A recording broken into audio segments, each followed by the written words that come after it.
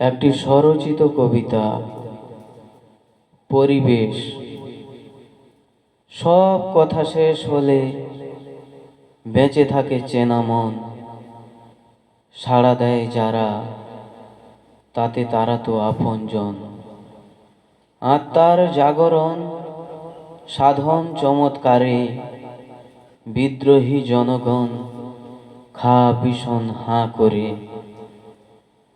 ভয়ে ভয়ে পথ চলা, কক্ষে এগিয়ে যাওয়া, আগুন পোহানো কালে চলে যায় শীত হাওয়া।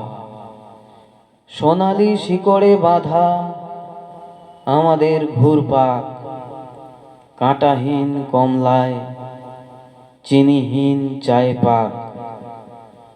জল পড়ে ধুয়ে যায় খরা মাঠ ঘাটগুলো,